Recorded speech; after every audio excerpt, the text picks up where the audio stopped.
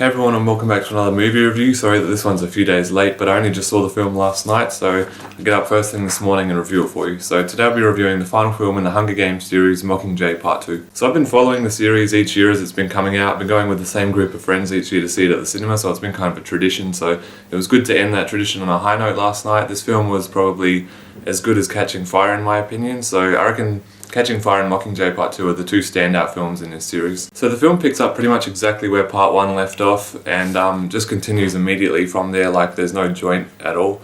And it's still pretty much the same story. You've got Katniss and her crew still fighting the Capitol and heading towards the Capitol for all that war with President Snow. And obviously President Snow's still trying to kill Katniss, so she has no hope of kind of getting to him. And pretty much Katniss and her crew, like Josh Hutcherson and Liam Hemsworth and all those guys, are let into the Capitol this time. And it's actually kind of set up like another Hunger Games, which is cool. So they've kind of just emptied the Capitol out and there's traps everywhere that are set off by these things called pods.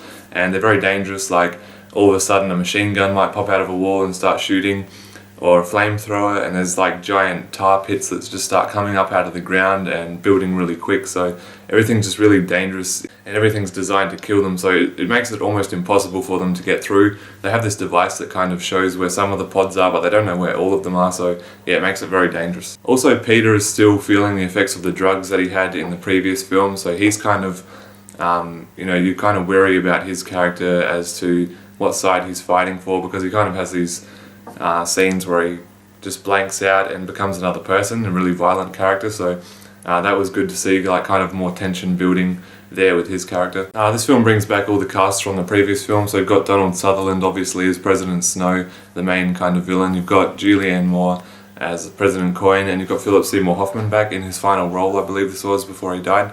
So it's good to see him again. And this film, pretty much, it feels like The Empire Strikes Back, because the whole time Katniss and her crew are being strike down, heaps of the people are dying because of these Hunger Games. It just keeps getting worse and worse for her, the rebellion's getting stronger, and President Snow just seems to be too far away to reach. So this really builds like a deep hate inside Katniss to just want to kill him to end all of this finally, because she's been fighting for these people throughout the whole 4 films, and now she just wants to end it. She's sick and tired of everything that's going on. So I thought this film was a very good improvement over Part 1. I really don't like how a lot of film series these days are taking the third film and splitting them into like 2 parts. I always feel that Part 1 is unnecessary and too long and not much happens, and then everything good happens in Part 2.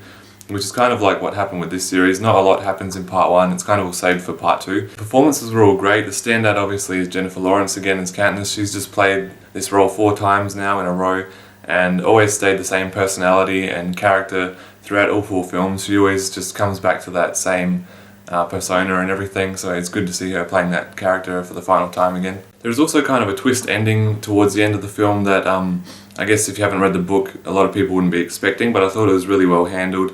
And it was a really clever idea as well, so keep an eye out for that if you're watching the film. So as I said earlier, I think this film and Catching Fire are definitely the 2 best films in this series. The first Hunger Games film was good, and Mockingjay Part 1 was probably the weakest in the series in my opinion, but all around the whole series together is still quite a good and enjoyable series to watch. The one main issue I had with this film was the ending. So the whole film kind of had a good pace to it that was going quite fast, and then the last 15 or so minutes kind of didn't really know how to wrap up the film. It seemed like there could have been 5 or 6 different scenes where the movie ended, but it just kept going. It feels like they didn't really know how they wanted to end the film. So that was the main problem for me. They probably could have just shortened the ending by a few minutes, but other than that, I really enjoyed the film. It's kind of one of those big summer blockbuster movies that you go out to see with your friends and just have a good time watching. So I really enjoyed the Hunger Games Mockingjay Part 2. If you're a fan of the series, definitely go and check it out. It definitely ends the series off well. I'm going to give Mockingjay Part 2 a high B+. So thanks guys for watching my review for Hunger Games Mockingjay Part 2. Definitely check it out if you're a fan of the series or Jennifer Lawrence. And sorry about having the review up a few days late, but this is pretty much as early as I could get it up. So thanks again for watching. Please subscribe to my channel if you haven't already, and I'll see you in my next video. Bye.